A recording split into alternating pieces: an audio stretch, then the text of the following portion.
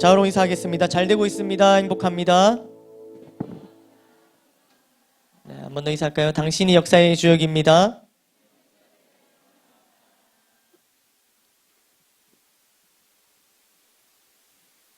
네, 여러분 구약 성경 마지막이 뭔가요? 말라기죠. 말라기. 그리고 신약 성경의 시작이 뭐죠? 마태복음. 몰라도 돼요. 괜찮습니다. 몰라도 돼요. 오늘 모르면 이거 저 집에 가야 되는 그런 거 아니니까 걱정하지 마세요. 말라기에서 끝나고 마태복음 시작하죠. 그러면은 이 사이에는 무슨 일이 있었을까요? 무슨 일이 있었을까? 원래 성경은 전체가 전부 다 뭐 시간 순으로만 다 적혀 있는 것은 아닙니다. 그러나 시간적으로 말라기가 끝나고 마태복음이 시작하는 건 맞아요. 요거는 시간적인 게 맞아요. 그럼 요 사이에는 말라기 끝나자마자 바로 마태복음 시작할까요? 그렇지 않습니다. 요 사이 시간이 있어요.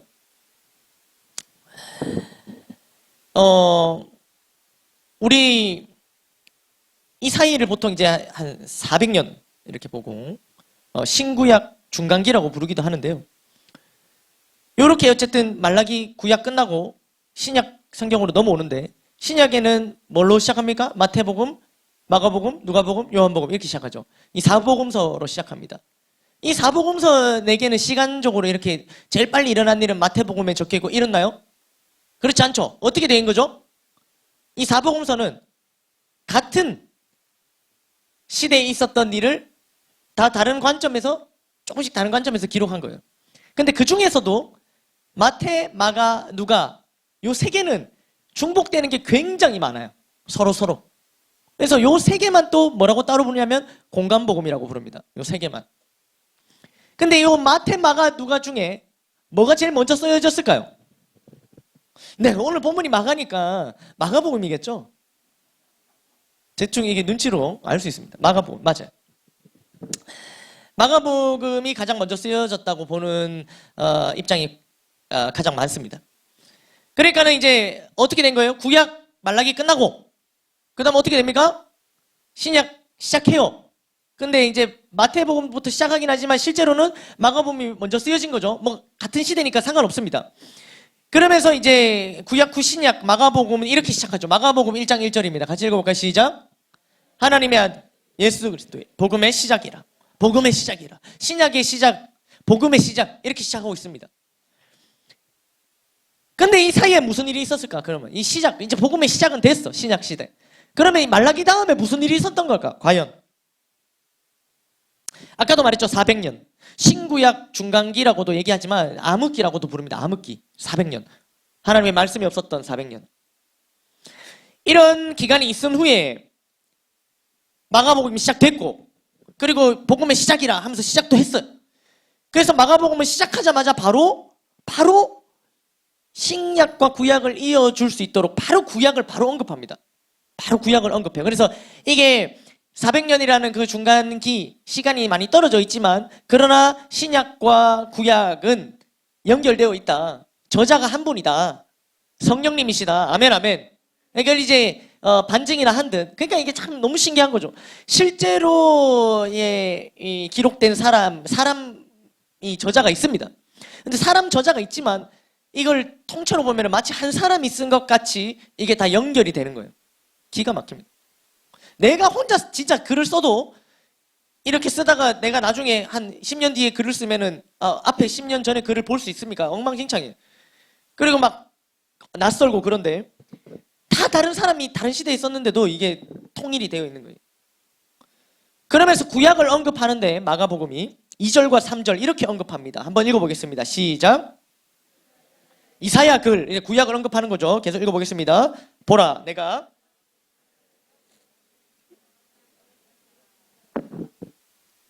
3절도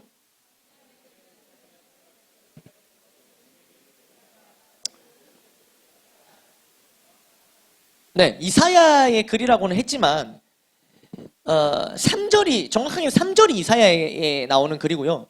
2절은 이사야에 나오는 글이 아닙니다. 근데도 이사야 글에 나온다 이렇게 이제 표현이 되어져 있는데 그러면 2절은 어디에 나오는 말씀이냐면 이 2절은 2절 띄워놓고 계시죠. 2절은 출애굽기랑 말라기에 나오는 내용이에요. 그거를 이렇게 믹스해갖고 나온 게 2절입니다. 먼저 출애굽기 이 말씀이랑 2절이랑 이렇게 나온 건데요. 출애굽기 말씀 읽어볼까요? 시작.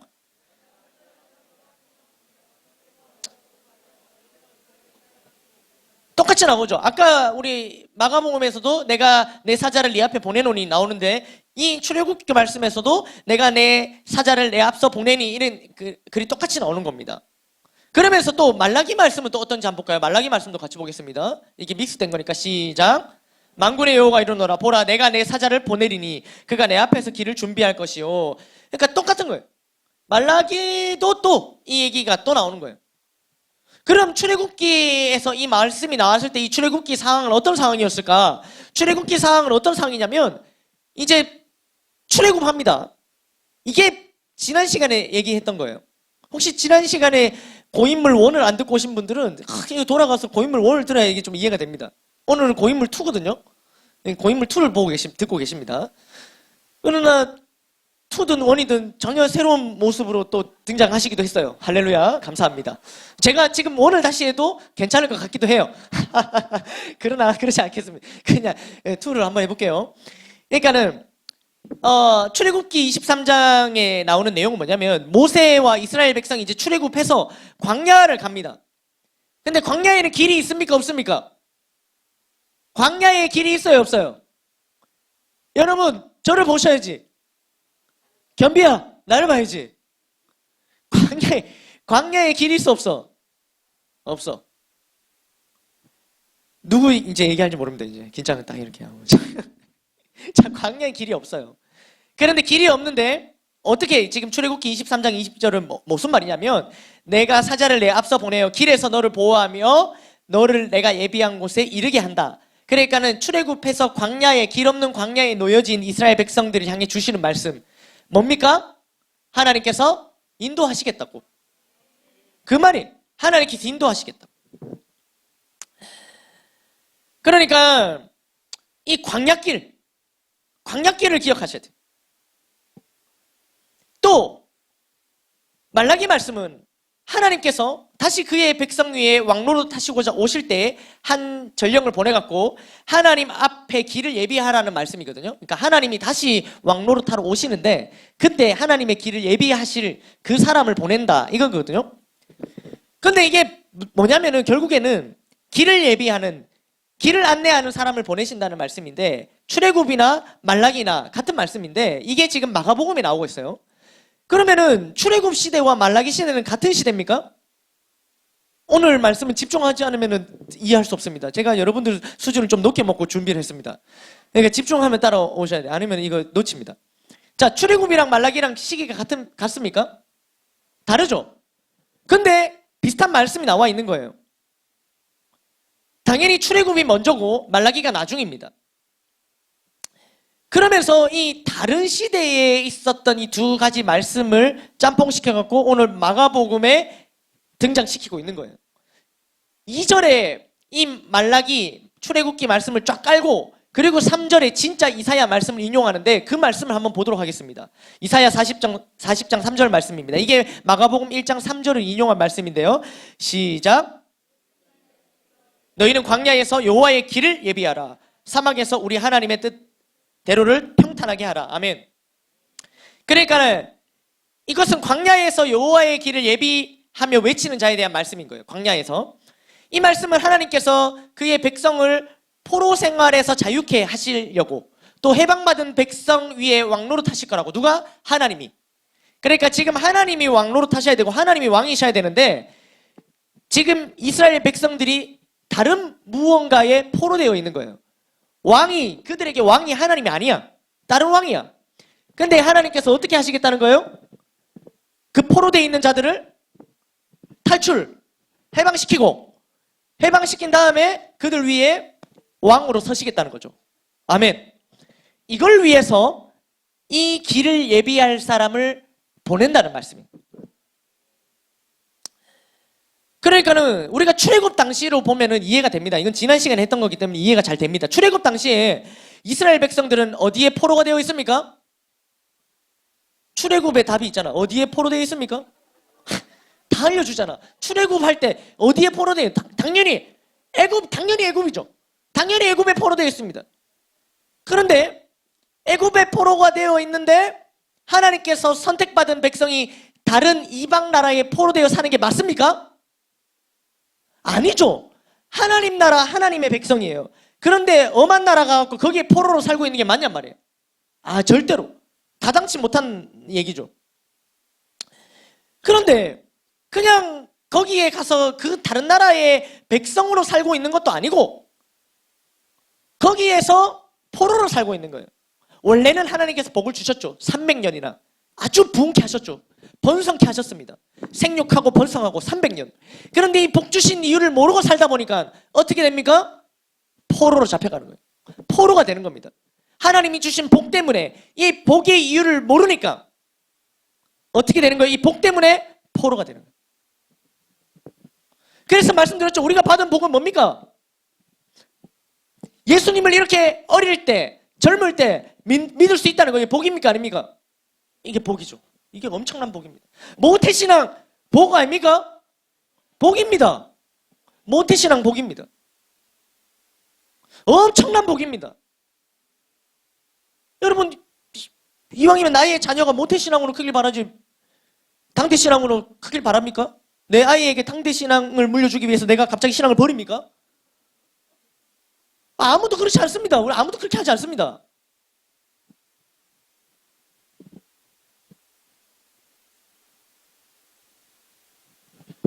근데 이 복인데, 이게 복인데, 너무 큰 복인데, 이 복이 왜 이 복을 내가 받았을까? 이걸 모르고 사니까는 결국에는 이 복 때문에 이게 올무가 돼서 포로가 된 거죠. 그래서 130년 종으로 삽니다. 노예로 삽니다. 그들이 고통 속에 부르짖고 하나님께서 그들의 지짐을 들으셨죠. 지난주 말씀입니다. 이스라엘 백성들은 애굽에 들어간 지 430년 만에 출애굽합니다. 이제 더 이상 포로 생활, 노예 생활 끝입니다. 이제 끝이에요. 자유와 해방입니다. 아멘, 아멘. 그런데 역사는 반복된다는 말 같이 이스라엘 백성들은 또 하나님께서 주신 이 복, 가나안 땅에 들어가는데 그 가나안 땅의 복을 왜 이 복을 주셨는지 또 있고 또 포로가 됩니다. 또 포로가 됩니다. 이번에는 어디에 포로가 됩니까? 이번에는 바벨론의 포로가 됩니다. 아까는 어디요? 출애굽. 애굽. 아까는 애굽. 이번에는 어디? 바벨론의 포로가 되는 거예요. 다시 포로 생활 시작입니다. 말라기 말씀과 이사야서 말씀은 다시 그들을 포로 생활에서 자유케 하실 것. 그러니까 또 포로 된 거예요. 그러니까 다시 그 포로 된 거에서 다시 자유케 하실 것. 애굽에서 한 번 자유케 해주셨잖아요. 애굽 살 때 한 번의 자유를 허락하셨어요. 근데 다시 바벨론에 다시 들어갔어. 그래서 다시 거기서부터 끄집어내시는 거예요. 그래서 다시 자유케 하실 것과 해방받은 백성의 왕노릇 하실 것을 알려주고 계신 거예요. 이 말라기 말씀과 이사야서 말씀은 바로 그 말씀입니다. 아멘, 아멘. 그러니까는 애굽을 탈출할 때 우리가 뭐라고 합니까? 출애굽. 그럼 바벨론을 탈출할 때 뭡니까? 출바벨론. 근데 출바벨론이라고 하지 않고 이걸 뭐라고 얘기하면 새 출애굽이라고 얘기하는 거예요. 새 출애굽. 이러한 맥락 가운데 이런 흐름이 역사에 있었다고요. 이스라엘 백성들, 유대인들에게 이런 역사가 있었다고요. 포로가 됐고 건져주셨는데 또 포로가 되고 또 건져주신 이런 역사가 있었다고요. 그런 배경 가운데 오늘 마가복음 2절과 3절이 이렇게 기록되어 있는 겁니다. 그러면 이런 배경이 앞에 있었고 왜 그러면 지금 신약이 시작된 지금 이때 다시 이 얘기를 마가복음에서 꺼내고 있는 걸까요? 아까도 말했지만 역사는 반복되듯이 그들은 또 포로가 되어 있는 거예요. 오늘 마가복음을 이 당시에 또 포로가 된 겁니다. 또 왕 대신 하나님의 통치가 아닌 다른 무언가의 통치를 받고 있는 겁니다. 또 이번에는 또 어느 나라의 포로가 되어 있던 걸까요? 애굽, 바벨론. 이번엔 어딜까요? 마가복음이 기록된 당시에 유대인들은 이미 바벨론 포로에서는 다 돌아왔습니다. 이제 더 이상 바벨론의 포로로 있지 않습니다. 다 돌아왔다고요. 로마의 다스림을 받고 있기는 했지만 로마의 포로로 있었던 건 아닙니다. 로마의 통치와 다스림을 받고는 있었지만 그럼에도 마가복음이 구약의 말씀을 인용해서 이와 같은 말씀을 기록한 것은 그들이 바벨론에서는 돌아왔지만 여전히 우상 숭배 죄악 가운데서 종노릇하고 하나님의 언약 백성으로서 합당한 삶을 살고 있지 못했기 때문에 이러한 말씀을 하는 거예요. 그들이 죄의 종노릇하고 있고 악한 습관에 포로되어 있다는 증거가 바로 아직도 로마의 통치를 받고 있다는 겁니다. 각종 우상을 섬기는 로마의 통치를 받고 있다. 애굽에 포로되어 출애굽이 필요했고 바벨론에 포로되어 새 출애굽이 필요했던 것 같이 구약 후 암흑기 400년 후에 이 암흑기 400년을 보내고 있는 이 마가복음이 지금 이 당시는 다시 회복이 필요한 상황, 다시 탈출, 다시 새 출애굽이 필요한 상황이었던 거예요. 그들을 향해서 세례 요한은 이렇게 외칩니다. 그들을 향해서. 그러니까는 그들, 유대인들, 여전히 어떤 상태? 죄의 종노릇하고 있고 악한 습관에 포로되어 있는 자들. 그들을 향해 세례 요한이 이렇게 외칩니다. 다 같이 읽어볼까요? 이거 읽으면서 한번 저기 눈을 번쩍 떠볼까요? 자, 시작.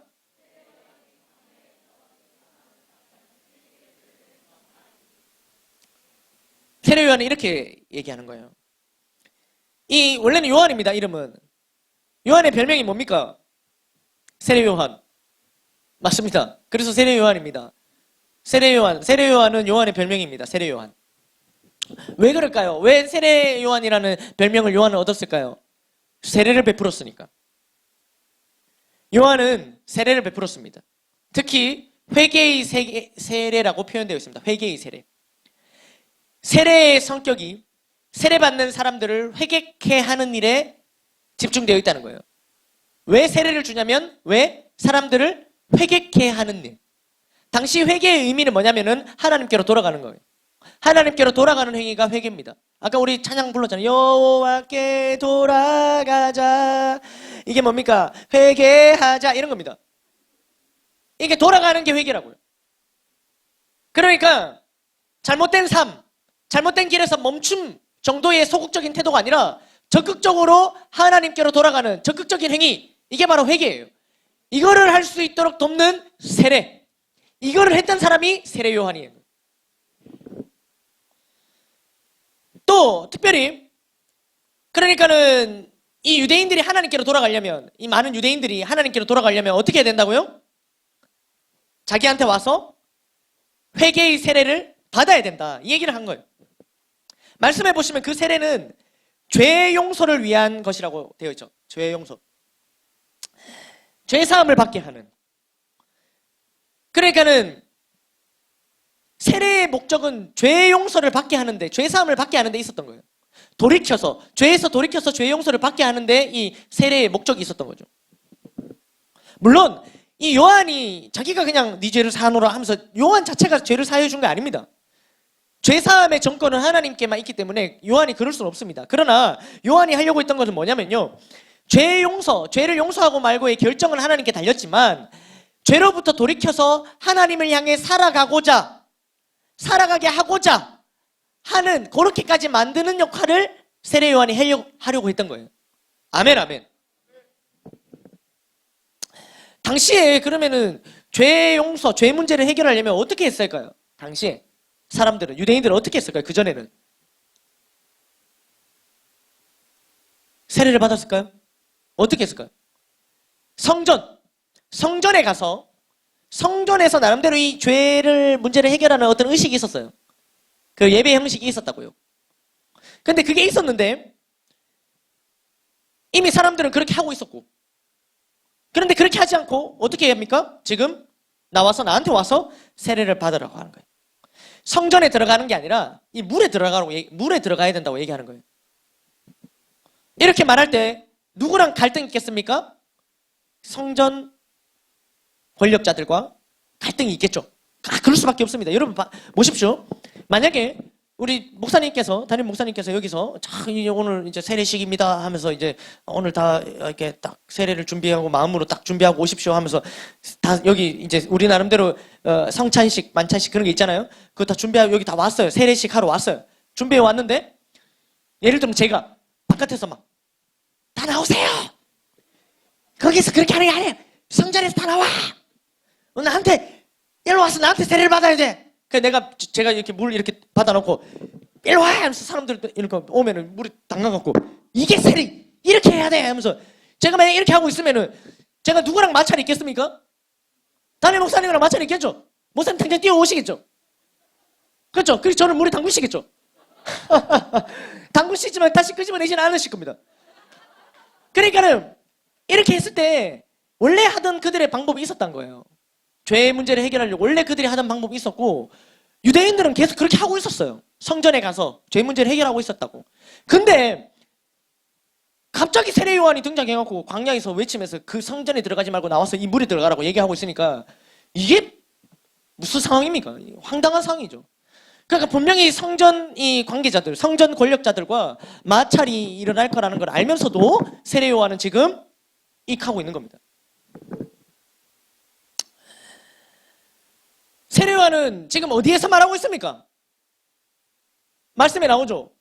어디에서 말하고 있습니다. 어디에서 외치고 있습니까? 성전입니까? 아니에요. 어디입니까? 광야입니다. 광야에서 외치고 있어요. 광야에서 나오라는 거예요. 3절 구약 인용 말씀에 보면 이사야서 말씀에 보면 광야에 외치는 자의 소리가 있을 거라 하였습니다. 그 말씀대로 4절에 보면은 세례 요한은 광야에 이르러요. 그리고 광야에서 외치고 있습니다. 뭐라고 외치냐면 광야로 나오세요. 광야로 나오라고 외치고 있는 거예요. 광야로 나오라고. 성전에 들어가지 말고 광야로 나오라고. 이렇게 외치고 있습니다. 왜 하필 광야일까요? 광야. 오늘은 이 부분을 집중해서 보고자 합니다. 왜 하필 광야일까? 광야라고 예언되어 있으니까 맞습니다. 광야, 이사야서에 광야라고 예언되어 있으니까 광야가 맞아요. 그러나 그냥 그렇게만 접근하지 말고 그렇다면 왜 광야로 예언되어 있을까?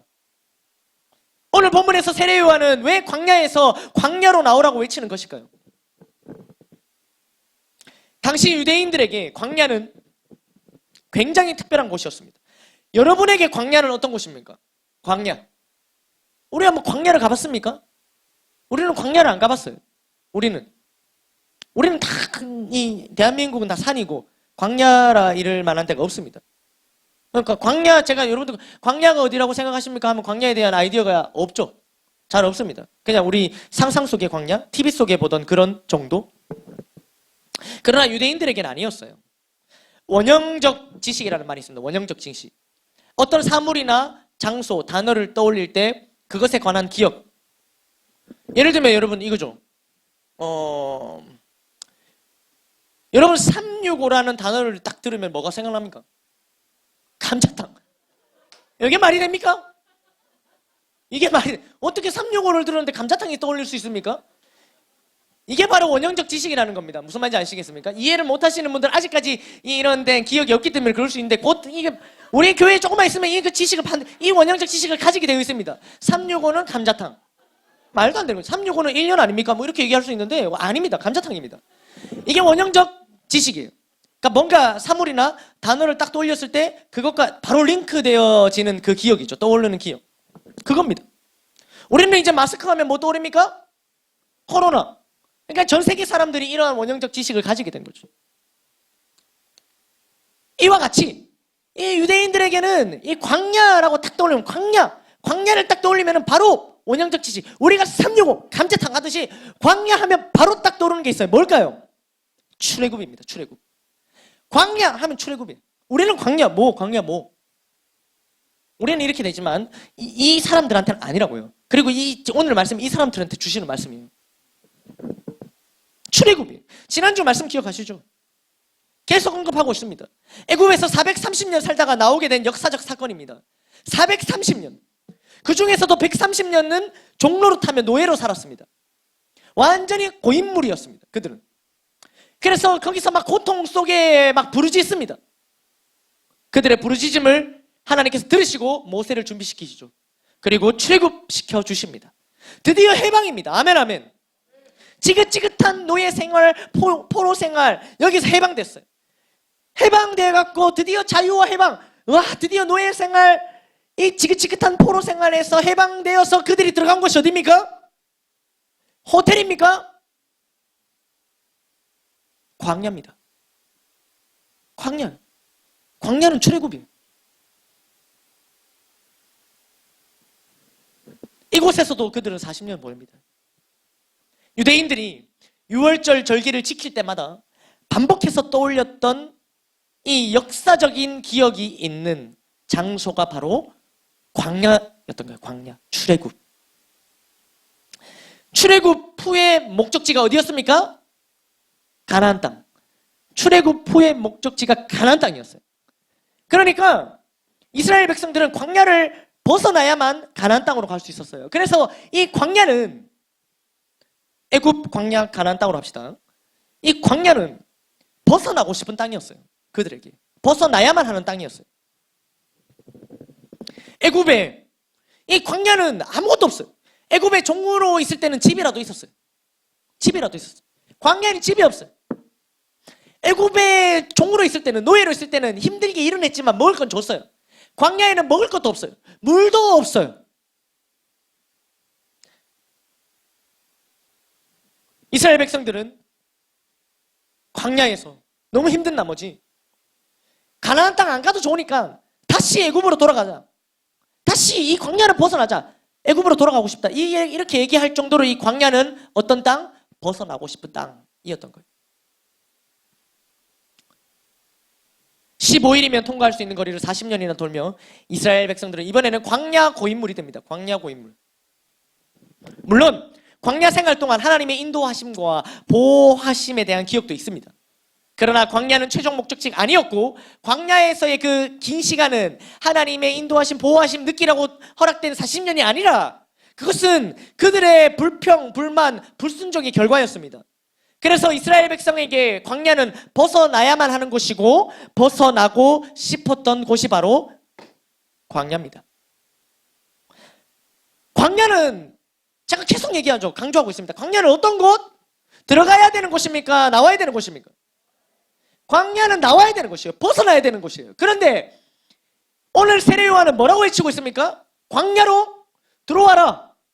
들어와. 어디로? 광야로. 그것도 이 광야에 대한 원형적 기억이 확실하게 잡혀있는 그 유대인들에게 이 얘기를 하는 거예요.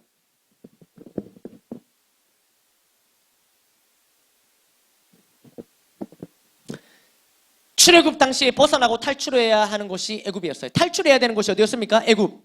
그리고 들어가야 되는 곳이 어디요? 가나안 땅. 벗어나야 되는 곳이 광야였습니다. 그런데 지금은 어떻게 됐습니까? 벗어나야 되는 곳, 나와야 되는 곳이 온 유대와 예루살렘이에요. 온 유대와 예루살렘, 역으로 온 유대와 예루살렘에서 나와야 돼요. 그리고 나와서 어디로 들어가야 돼요? 광야로 들어가야 돼요. 나와야 하는 곳이 들어가야 되는 곳이 되었고 들어가야 하는 곳이 나와야 하는 곳이 된 겁니다. 이런 원형적 기억이 있는 유대인들을 향해 세례 요한은 계속 묻습니다. 왜 광야로 나오라고 했을까? 여기 지금 벗어나고 싶은 곳인 걸 알면서도 여기는 예전에 벗어나고 싶었던 곳이고 벗어나야만 했던 곳인데 지금은 일로 들어오라고 하는 거예요. 일로 나오라고 하는 거예요. 왜 그랬을까? 성전에도 나가고 예배도 드렸던 그들입니다. 유대인들은 성전도 나갔어요. 교회도 나갔어요. 예배도 드렸어요. 그러나 그들은 고인물이었습니다. 세례 요한은 그들을 죄의 종로로 타며 악한 습관에 포로된 고인물로 봤던 겁니다. 400년 암흑기 동안 점점 부패해져 갔습니다. 이런 상황을 탈출이 필요한, 변화가 필요한 상황으로 보았던 겁니다. 그래서 성전에 있다고, 예배를 드리고 있다고 다 괜찮은 것이 아니라고 말하는 겁니다. 진정한 회개가 없는 예배를 반복해서 드리고 형식적인 성전 생활 등으로 만족하며 고인물이 된 그들에게 그거 아니라고, 그렇게 하는 거 아니라고, 돌이키라고, 나오라고 말하고 있는 겁니다. 그것도 광야로 나오라고. 이것은 새 출애굽을 뜻하는 말씀입니다. 아멘, 아멘. 지난날 애굽에 430년 종살이 하다가 그 노예 생활, 포로 생활 끝을 알리는 곳, 그러면서 들어간 곳이 광야였듯이 지금 암흑기 400년을 보내며 여전히 죄의 종로로 타고 있고 악한 습관에 포로되어 있는 그러한 삶의 끝을 알리기 위해서 어디로 들어오라고요? 광야. 아멘. 오늘 이 말씀을 저와 여러분들에게 주고 계십니다. 고인물이 되어 있지 말고 나오라고 하십니다.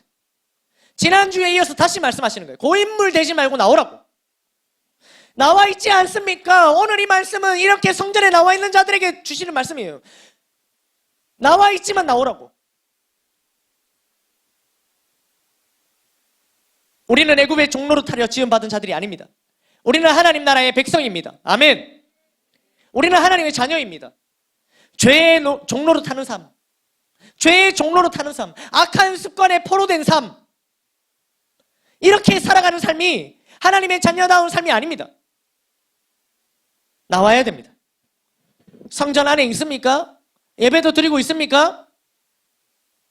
그렇다고 안심해서는 안 되는 거예요. 마음껏 교회에 나올 수 있고 마음껏 예배 드릴 수 있는 이러한 환경은 분명 복입니다.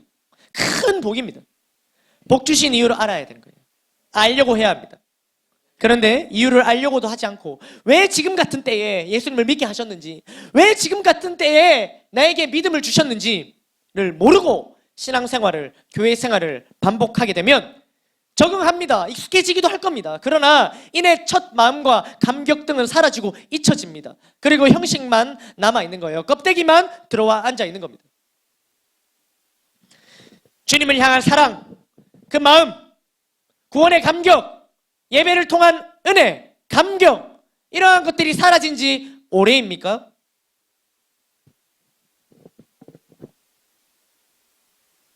성전에 나와 있지만, 예배도 드리지만 더 이상 어떠한 돌이킴, 회개가 없습니까? 은혜와 감격이 없습니까? 이런 상황은 반드시 탈출해야 되는 상황입니다. 이런 상황은 위기입니다. 다시 나와야 되는 거예요. 그런데 나오고자 하는 자들, 탈출하고자 하는 자들, 탈출이 필요한 자들을 하나님께서는 다른 곳도 아닌 광야로 인도하시는 거예요. 출애굽 때에도, 오늘 이 본문 시기에도, 그리고 저와 여러분들에게도 동일합니다. 나와야 되는데 하나님께서 그래서 나오라고 하시는데 거기가 어디냐면 광야인 거예요. 세례 요한의 외침 앞에 유대인들은 광야로 나갑니다. 고인물에서 탈출합니다. 광야로 나가서 자기 죄를 자복하고 세례를 받습니다. 5절 말씀 읽어볼까요? 시작.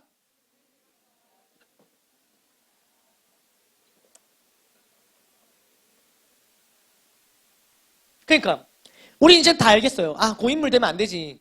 우리 2주째 지금 듣고 있는데 지금도 아직까지도 난 고인물 괜찮아 이런 사람 있습니까? 없습니다. 죄의 종로로 타고 악한 습관에 포로되어 있는 여기서 머물러 있을 겁니까? 이거 우리가 원하는 사람 없습니다. 여기서 나와야겠다는 거 알겠어요. 알겠다고요. 고인물 안 될 거예요. 고인물 돼갖고 썩은 물 되지 않을 겁니다. 그런데 그것까지는 알겠는데 왜 그 다음이 광야일까? 나오고 나면 거기서 이제 지긋지긋한 노예 생활, 포로 생활에서 나오면은 이렇게 쫙 뭔가 이렇게 좀 뭐 5성급은 아니더라도 뭐 삼성이라든가 뭐 이렇게 되면 좋은데 왜 광야냐고요? 광야는 길이 없습니다. 광야는 길만 없는 게 아무것도 없습니다. 그냥 광야는. 먹을 것을 구하는 것도 어렵고요. 마실 거 구하는 것도 어렵습니다.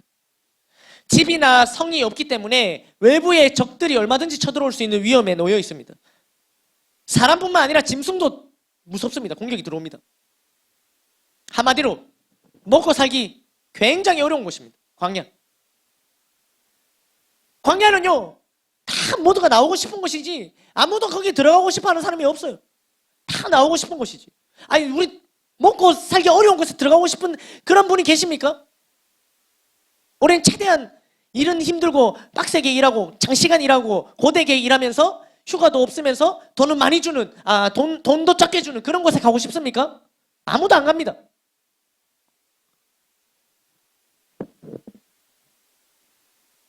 그런데 그런 광야로 인도하시는 거예요. 오늘 이 말씀을 우리 삶에 한번 적용을 해보기를 원하는데, 여러분 혹시 지금 원치 않는 상황 가운데 있는 사람들이 있습니까? 원치 않는 상황. 피하고 싶은 상황 가운데 있지 않습니까? 광야까지는 아니더라도 새로운 환경, 새로운 만남, 낯선 곳, 낯선 사람들이 있는 곳에 있지는 않습니까? 우리 학생들은 새 학기가 됐죠. 새 학기가 됐습니다. 우리 중학생 된 사람들 한번 손 들어볼게요. 중학생 손 들어볼게요. 오케이. 여기 한번 손 들어주세요. 여기. 맞습니다. 자, 고등학생 한번 손 들어. 고등학생 손 한번 들어주세요. 고등학생. 고등학생. 이제 고등학생 된 사람들. 왜 손 안 들어요? 그래. 번쩍 들고 좋습니다. 대학생 이제 된 사람. 대학생. 손 한번 들어주시고 좋습니다. 좋습니다. 감사합니다. 네. 그러니까 한번 손 흔들면서 함께 해봤어요. 왜 손들라 했겠어요? 자, 새 학기가 되고 새로운 친구들 만나고 그렇게 되면 교실도 어떻습니까? 익숙한 곳이 아니라 낯선 곳이고 친구들도 낯선 친구들이에요. 특히 중학교 1학년, 고등학교 1학년, 대학교 1학년은 완전히 다 낯선 곳이에요. 다 새로워요. 선생님들까지 다 낯설어요. 모든 화장실도 낯설고 다 낯선 곳입니다. 벌써 잘 적응했다면 참 감사한 일이지만 그렇게 빨리 적응하게 하신 이유가 있겠죠. 그러나 대체적으로 그 낯선 곳에서의 적응은 쉽지 않습니다. 낯선 친구들, 낯선 선생님, 낯선 교실, 낯선 화장실, 낯선 무언가 여기에 적응하기 쉽지 않다고요. 익숙한 교회를 벗어나 학교에 가면 낯선 곳, 마치 광야와 같은 느낌을 가질 수도 있다는 거죠. 결혼을 하게 되면 어떻습니까? 결혼을 하게 되면 부부의 세계로 들어갑니다. 이 부부의 세계는 연애의 세계와는 완전히 다릅니다. 그러니까 완전히 낯선 세계인 거죠. 남편이 아내가 완전 낯선 사람으로 다가옵니다. 갑자기 원래 나랑 연애할 때는 낯선 사람이 아닌데 결혼하고 나면 낯선 사람이 돼요. 그렇게 느껴지기도 합니다. 다 그렇다는 건 아니라 그런 사람도 있다고요. 저는 모르겠습니다. 할렐루야. 그러니까 부부의 세계는 그 시작이 낯설다는 의미에서는 이 부부의 세계는 어떤 의미에서는 또 광야와 같은 거예요. 광야와 같은 거예요. 어떡합니까? 우리 미소 형제. 광야와 같은 거예요. 할렐루야. 네. 포커페이스 유지하고 계십니다. 직장도 마찬가지죠. 하나님의 응답으로 취업하여 직장에 들어갑니다. 그러나 직장 상사, 동료들은 교회 가족들이랑 달라요. 형제님, 자매님 아니에요. 직장 상사 누가 그렇게 합니까? 아무도 그렇게 대우해 주지 않습니다. 사랑으로, 은혜로 그런 거 없습니다. 아주 낯선 사람들이죠. 신입사원에게 새로운 직장은 경우에 따라서 광야와 같기도 합니다.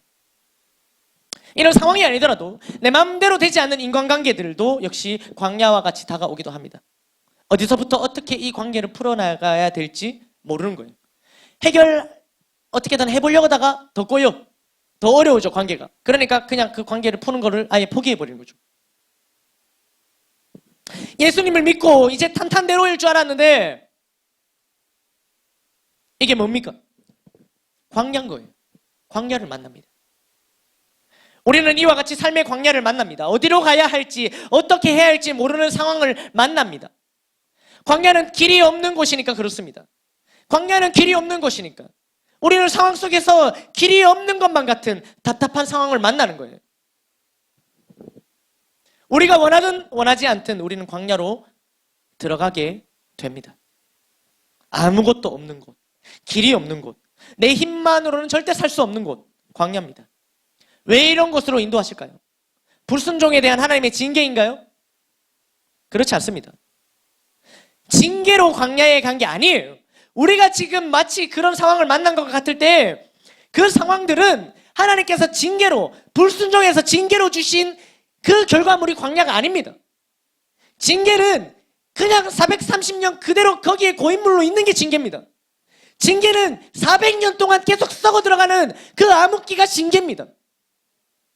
지금 광야로 들어간 것은 징계가 아니라고요.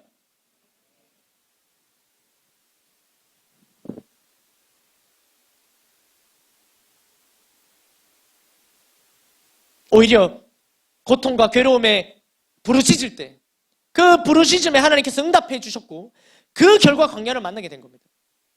종로로 타던 그들을 하나님께서 탈출시켜 주시고 광야로 인도하신 겁니다. 광야는 징계가 아닙니다. 오늘 본문도 마찬가지입니다. 400년 암흑기가 징계였을지인지 몰라도 세례 요한의 이 광야로 오라는 외침은, 그래서 많은 유대인들이 광야로 나온 것은 절대로 징계가 아니에요. 회개하고 돌이키게 되는 기회이며 복인 것입니다. 지금 마찬가지입니다. 이 말씀을 듣는 저와 여러분들도 마찬가지인 거예요. 고인물, 익숙함, 타성의 젖음, 변화의 필요를 못 느낌, 안주함, 안일함, 이런 것이 더 징계에 가까운 겁니다. 우리 안에 이런 마음들이 올라온다면 이게 징계인 거예요. 그러나 그런 것이 아니라 새로운 환경을 만났습니까? 뭔가 변화가 되어 변화의 조짐이 보입니까? 그것이 비록 내가 원하지 않은, 피하고 싶은 상황일지라도, 길이 보이지 않는 막막한 것이 그런 상황일지라도, 어디로 나아가야 될지 모르는 상황일지라도, 광야 같을지라도, 그것은 징계가 아니라 하나님께서 고인물로 두지 않으시려고 탈출시켜 주신 겁니다. 탈출시켜 주셔서 광야를 만난 겁니다.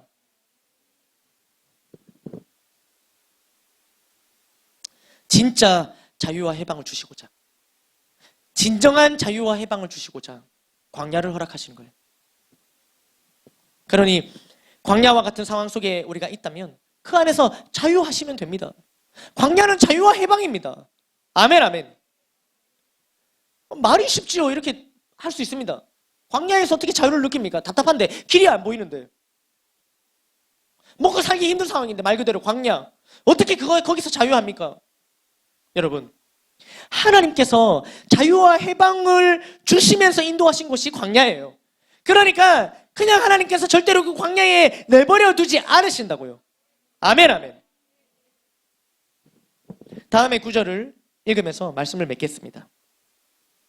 느헤미야 9장 말씀인데요. 먼저 11절 12절 말씀을 함께 읽겠습니다. 시작.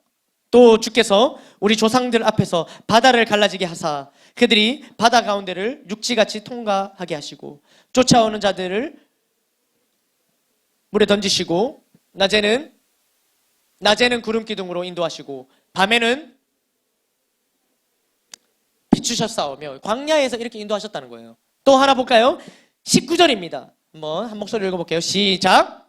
주께서는 주의 크신 긍휼로 그들을 광야에 버리지 아니하시고 낮에는 구름 기둥이 그들에게서 떠나지 아니하고 길을 인도하며 밤에는 불 기둥이 그들이 갈 길을 비추게 하셨사오며. 아멘. 어떻습니까? 광야에 버려졌습니까? 주세요.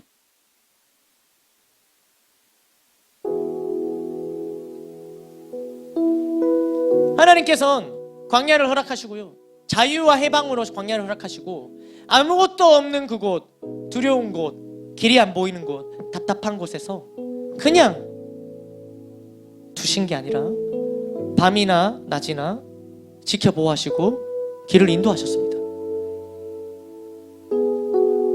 광야는 길이 없습니다. 그렇기 때문에 주님만 바라볼 수밖에 없어요. 그런데 우리가 주님밖에 바라볼 수 없어서 그 주님을 바라볼 때 주님을 외면치 않으시고 밤이나 낮이나 지키시며 가장 안전한 길로, 가장 옳은 길로 인도해 주십니다. 광야는요, 주님 손을 놓고는 단 하루도 살아갈 수 없는 곳이 바로 광야입니다. 길이 없으니까, 두려우니까, 무서우니까. 주님 손 놓고는 단 하루도 살아갈 수 없는 곳이 광야인데, 반대로 말하면 주님 손을 잡으면 얼마든지 살아갈 수 있는 곳이 광야입니다. 애굽보다 훨씬 좋은 곳, 광야입니다. 애굽이랑은 비교도 안 될 만큼 좋은 곳이 광야입니다. 여러분, 지금 상황이, 내가 원치 않는 상황, 벗어나고 싶지 않은 이 뭔가 내 환경, 내 상황, 이게 지금 답답합니까? 여러분, 진짜 답답한 것은 우리가 죄의 종로로 타고 악한 습관에 포로되어 사는 것이, 이게 정말 답답한 상황이에요. 여기서 벗어나려고 길을 찾아야 되는데 여기서 벗어날 길이 보이지 않아. 이게 답답한 상황이라고요. 아무리 죄에서 벗어나려고 해도, 아무리 악한 습관을 끊으려고 해도 이게 되지 않는 상황이 답답한 상황이고 길이 보이지 않는 상황이에요.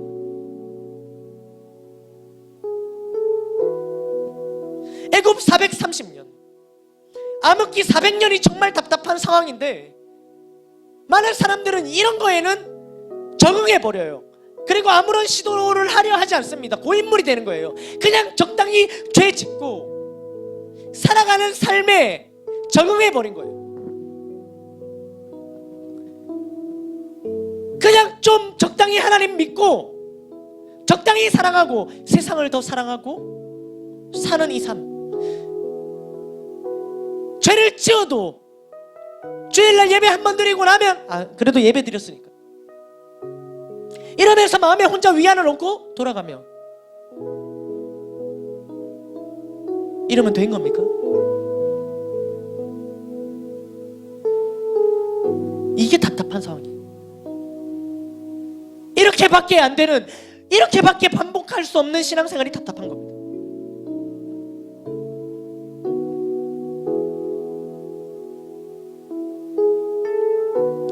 광야로 나오는 것, 새로운 시도, 새로운 도전, 광야가 주는 두려움, 불편함, 이런 걸로 인해 광야로 나오려고 하지 않아요.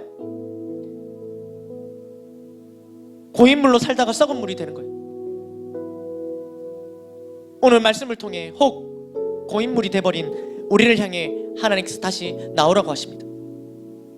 고인물이 되려고 하는 우리에게 나오라고 하십니다. 여러분, 무엇인가 새로운 환경이 펼쳐지고 있습니까? 우리 삶 가운데 우리의 뜻과 계획이 아니더라도 계약을 하거나 개강을 하거나 개업을 하거나 취업을 하거나 결혼을 하거나 이런 새로운 시작을 하게 됩니다. 우리가 계획하지 않아도. 무엇보다도 우리가 계획한 건 아니지만 2021년 새해가 시작됐습니다. 그것도 벌써 3월이 한참 지났어요. 바뀐 환경, 새로운 만남이 설레기도 하지만 두렵기도 합니다. 이미 알고 있는 길, 익숙함과 다른 어디로 가야 할지 모르는 상황, 길이 보이지 않는 상황, 낯선 모든 것, 광야와 같습니다. 오늘 말씀에 비춰볼 때 어쩌면 고인물로 우리가 썩지 않도록 하나님께서 허락하신 광야입니다. 하나님께서 허락하신 새로운 환경입니다. 하나님께서 허락하신 새해입니다. 주님만 바라보며 말씀이 비춰주시는 길 따라 순종하며 나아갑시다. 광야에 있음을, 그래서 주님만께 바라볼 수 없는 이 환경을 감사하며 주님 손잡고 지나갑시다. 광야에 나왔다면요. 그러나 아직까지도 광야에 나오지 않고 있다면 오늘 말씀을 통해서 광야로 나옵시다. 광야일지라도 밤이나 낮이나 지키시며 인도하시는 하나님 안에서 자유와 해방의 기쁨으로 나아가는 저와 여러분들이 되시기를 주님의 이름으로 축복합니다. 모든 영광 하나님께 올려드리겠습니다.